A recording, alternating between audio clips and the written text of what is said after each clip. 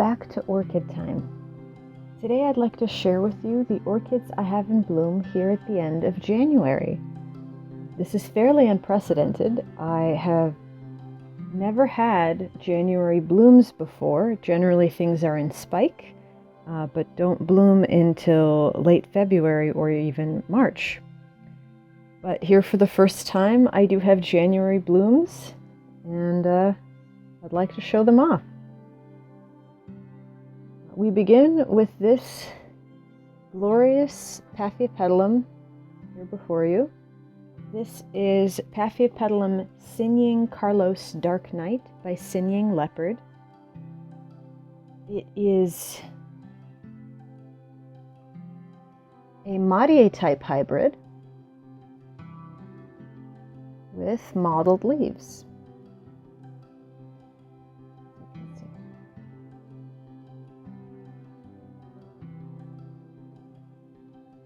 If you're interested in the history of this plant and many more details about it, I do have an in-depth Paph collection video that I made last year that I will link in the description. But today I will just mention a quick recap of the year this poor Paph has had.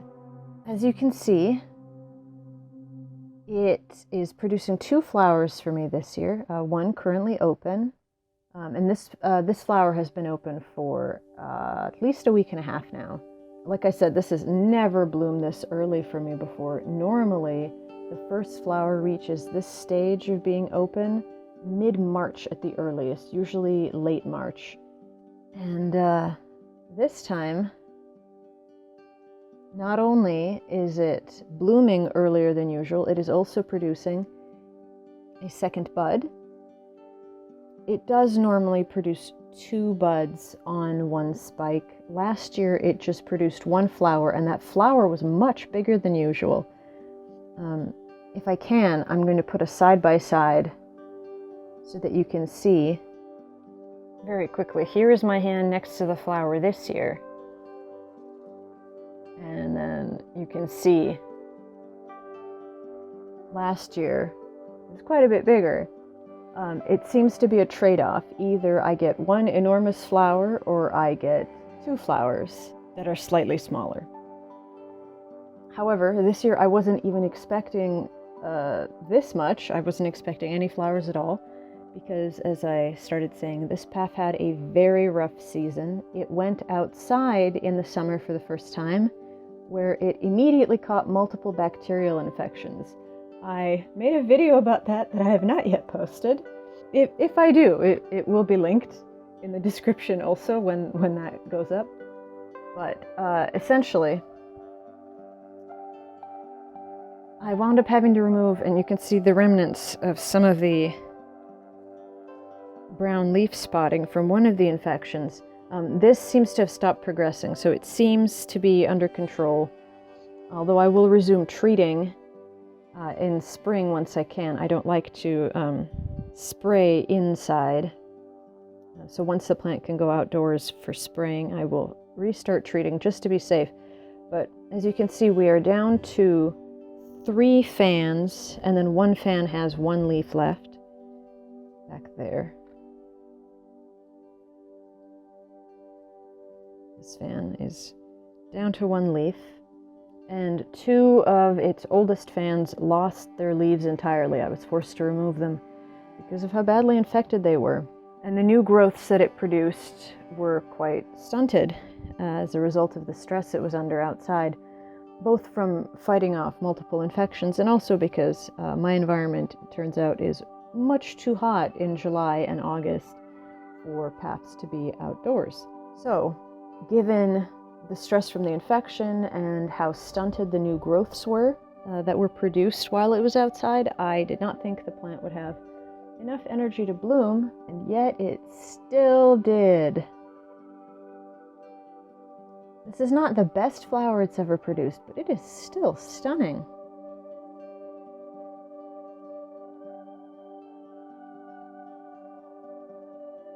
Nothing is deformed. There's a little bit of twisting on the petals, but I think that's happened before even in good years, so the infection does not seem to have affected its ability to form really beautiful blossoms. So this is the only Madi type hybrid I have ever grown. It's the only plant that I have experience with.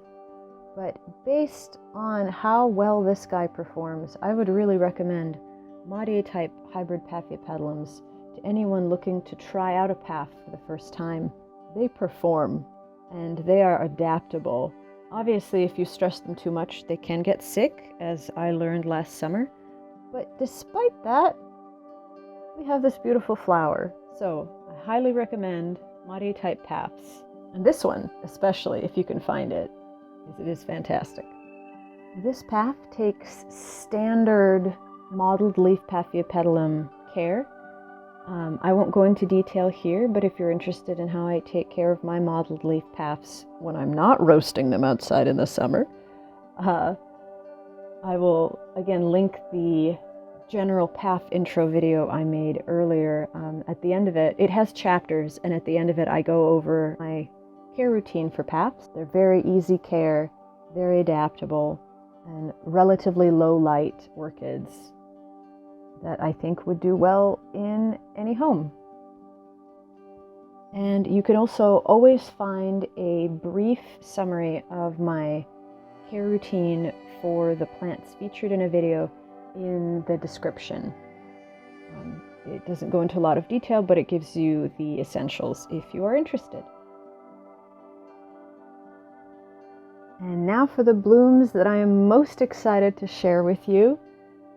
This is Darwinara Charm Blue Star, which is a neofinetia hybrid, now properly called Vanda falcata hybrid. It is a hybrid between Vanda falcata and Vascostylus Tam Yun Hei. Please excuse the attempt at pronunciation. This is the very first time this plant is blooming for me, and I could not be more excited. As you can see, it is a compact vandaceous neo-hybrid with deep bluish purple flowers. These flowers are fragrant. They smell a little bit like a neofinetia, but they are fragrant during the day. To me, this smells very strongly of jasmine, particularly when the sun hits the flowers. But there's a sort of perfumey note that I can't quite describe. My roommate said that it smells like fancy jasmine, and I would agree with that. If there was a jasmine perfume where, in addition to the jasmine notes, there were some more complex, deeper fragrance notes added, I think that perfume would smell like this Darwinara. It's really a beautiful fragrance. As I mentioned, this is the first time this plant is blooming for me, but it is not the first time it has tried to bloom. It spiked for the first time last summer, in June of 2020.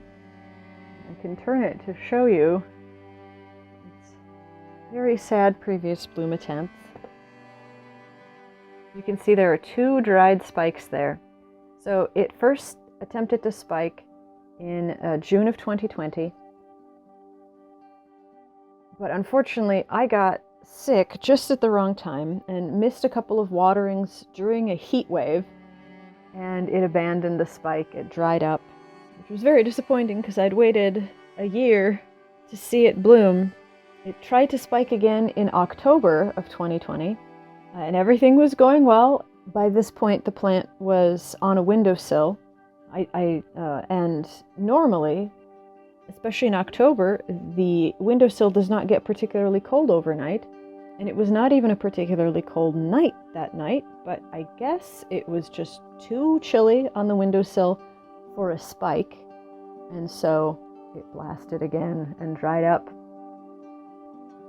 So I was not sure that the Darwinara would have enough energy to try again, but just a couple of months later, here we are. I just love these flowers. They're a little bit hard to capture on camera because my phone insists on turning purples pink. I don't know if that's in focus, and I'm hoping it's capturing the deep purple of the lip of these flowers. So the lip is a darker purple than the petals. Purple is one of my favorite colors, so I am just extremely pleased to finally see these blooms. This Darwinara enjoys moderately high to high light, high humidity, good air movement, and is tolerant of constant moisture setups as long as you slowly acclimate the plant to that situation. I highly recommend neofinetia hybrids in general, but particularly this one, to anyone who enjoys fragrant orchids, anyone who enjoys purple flowers, or bluish purple flowers, and anyone who is looking for a cute, compact orchid that grows vigorously in home conditions. I just love this orchid. So these have been my orchids in bloom at the end of January. If you're interested in future updates on these orchids or on the other orchids in my collection, I invite you to subscribe. Let me know in the comments if you have a favorite paphiopedilum or a favorite neofinetia hybrid. This is my only one, and I would love to know what other ones people enjoy, either for their flower or for the fragrance. Thank you for watching this video, and I will see you in the next one. Bye.